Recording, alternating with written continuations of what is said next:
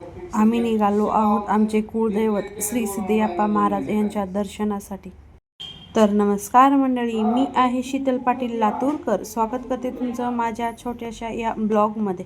अक्कलकोटपासून सुमारे 10 ते 12 किलोमीटरवर बऱ्हाणपूर हे गाव आहे, जेथे दर्गा आणि मंदिर हे दोन्ही एकाच ठिकाणी आपल्याला पाहायला मिळतील। आतमध्ये प्रवेश केल्यानंतर तुम्हाला दिसेल की वास्तूच्या दक्षिणेस हे दर्गा आहे व पूर्व बाजूस मंदिर आहे। शेकडो वर्षापासून भाविक भक्त येथे दर्शनासाठी येतात। हे खूप सुंदर अशी वास्तू आहे, तुम्ही पाहू शकता। सुमारे 700 वर्षापासूनची ही वास्तू आहे।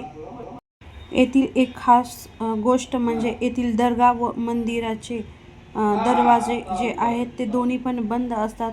वर्षातून फक्त 2 वेळा ते उघडले जातात असे म्हणले जाते। वास्तूच्या पूर्वेस श्री अनंतकोटी चैतन्य सिद्धयप्पा महाराज यांचे भव्य असे मंदिर आहे। खूप लोकांचे हे कुळदैवत आहे, तसेच आमचे पण हे कुळदैवतच आहेत। वर्षातून किमान 1 वेळा तरी येथे दर्शनाला आम्ही येतो। खूप मनोभावाने आम्ही येथे सर्वांनी श्री अनंतकोटी सिद्धयप्पा महाराज यांचे दर्शन घेतले व तेथील पुजारी यांच्याशी आई बोलत होत्या। श्री अनंतकोटी चैतन्य सिद्धयप्पा महाराज हे नवसाला पावणारे देव आहेत। येथे नवनवीन जोडपे पण लग्न झाल्यानंतर दर्शनासाठी येतात व इथे जावळ वगैरे छोट्या मुलांची काढली जाते। महाराज इथे सांगत होते की इथे आलात तर दर्गा पुढे डोके ठेवूनच पुढे जावा।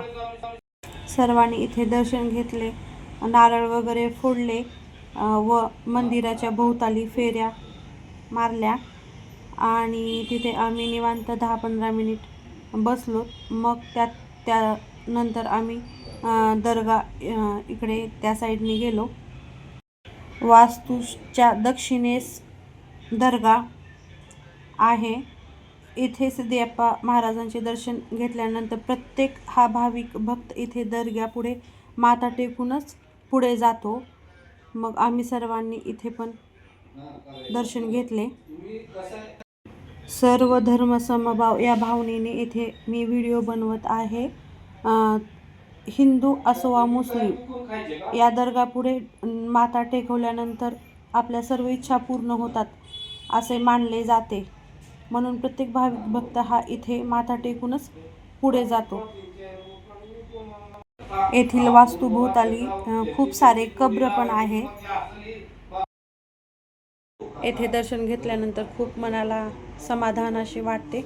मग इथून आम्ही निघालोत अन्नक्षेत्राकडे। येथे प्रत्येक दिवशी प्रसाद म्हणून जेवायला पंगत असतात। मग इथे आल्यानंतर सर्वजण जेवण केल्याशिवाय कोणीच परत जात नाहीत। मग आम्ही पण येथे जेवण करून घेतलोत। कुठल्याही मंदिरामध्ये गेल्यानंतर प्रसादाची चव ही खूप छान असते, हे आम्ही अनुभव घेतला। आम्ही इथे खूप मस्त जेवण वगैरे करून घेतले। मग इथे आम्हाला पंगत घ्यायची होती म्हणून आम्ही इथे पावती फाडली। येथे आपण शिधा देऊ शकतो किंवा मग पैसे आपल्या इच्छेनुसार देऊन दक्षच्या नावाने इथे पावती घेतली व इथे शिवलिंगाची स्थापना केली आहे व श्री सिद्धयप्पा महाराज यांची पण मूर्तीची स्थापना केली आहे। तिथे आम्ही सर्वांनी दर्शन घेतले व तिथले आम्ही पंचामृत प्रसाद म्हणून घेतला व तेथील महाराजांचे दर्शन घेतले आणि आम्ही निघालो पुढच्या प्रवासासाठी। आणि असेच नवनवीन व्हिडिओ पाहायचे असेल तर आमच्या चॅनलला नक्की सबस्क्राईब करा। थँक्यू, धन्यवाद।